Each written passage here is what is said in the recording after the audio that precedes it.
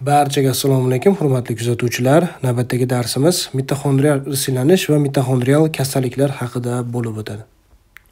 Demak, o'rtoqlar, dastlab mitoxondrial irsilanishga to'xtalamiz. Hop, mitoxondrial irsilanishning o'ziga xosligi nimadan iborat desangiz, ona va otani, ya'ni erkak va ayolning jinsiy hujayralari qo'shilgandan so'ng hosil bo'lgan zigotada mitoxondriyalar faqatgina onadan zigotaga o'tishini tushunishingiz kerak. Ya'ni hosil bo'layotgan yangi farzand faqatgina onadan mitoxondriyani oladi. Ya'ni mitoxondriyalar faqat onadan o'tadi. Demak, tug'ilajak farzandlar onani mitoxondriyasiga ega bo'ladi. Agar ona qandaydir mitoxondrial kasallikka chalingan bo'lsa, albatta barcha farzandlarida mana shu mitoxondrial kasalliklar yuzaga chiqadi degan o'rtoqlar. Agar ota mitoxondriyalarni farzandlariga o'tkazmaganligi uchun ota agar qandaydir mitoxondrial kasallikka chalingan bo'lsa, barcha farzandlari sog'lom tug'ilishi mumkin degan xulosaga kelishingiz kerak bo'ladi.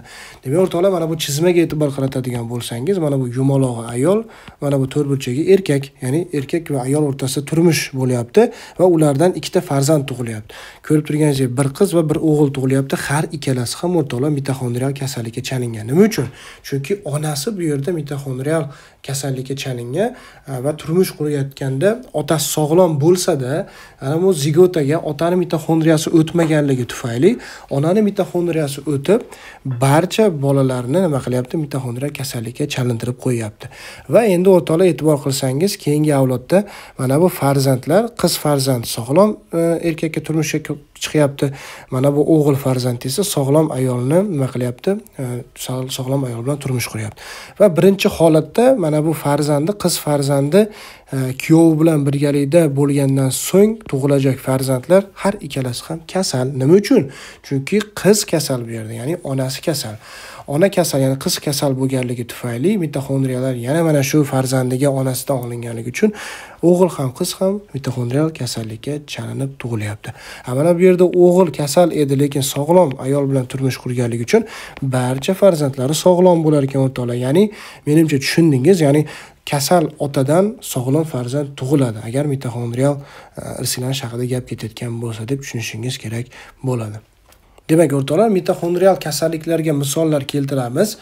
Mitoxondriyalar o'zi bilamiz, oldingi mavzularimizda ham gaplashgan edik, bu ATF sinteziga javobgar bo'lgan muhim organoidlardan biri hisoblanadi va mitoxondriyalar qayerda ko'p bo'ladi desangiz, qayerda energiya ko'p sarflanadigan bo'lsa, ya'ni qayerda energiya ko'p talab qilinadigan bo'lsa, ana shu joyda mitoxondriyalar ko'p bo'ladi. Ya'ni misol uchun muskullarda, miyada ham juda ham ko'p bo'ladi va o'rtoqlar, mana shu muskul to'qimalarda, ya'ni yoki miyada o'rtoqlar nima bo'ladi desangiz, aynan o'shanga xos bo'lgan muskulli kasalliklar yuzaga chiqadi.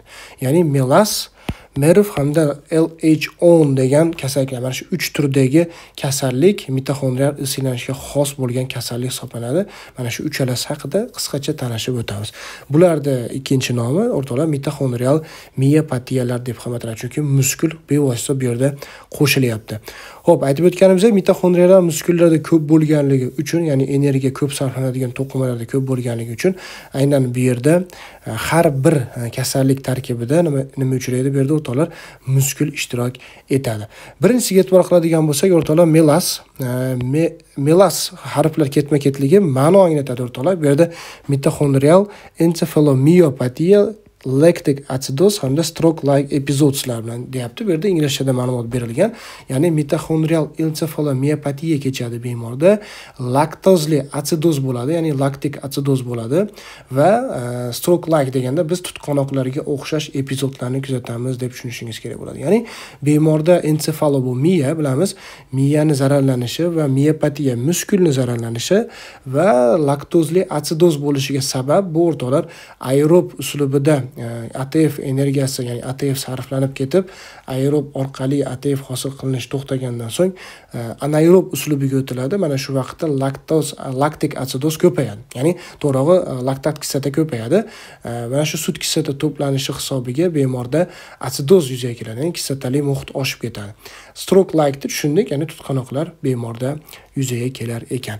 Endi keyingi harflar ketma-ketligi bu MERV hisoblanadi o'rtoqlar. Bu myoclonic epilepsy with rigid red fibers. Nima degani bu desangiz, bu mikroskop ostida muskullar tekshiradigan bo'lsangiz, mana shu kasallik fonida bemorda muskullarni qirralari, ya'ni mana shu muskullarda atroflari go'yoki yirtilganga o'xshab ko'rinadi.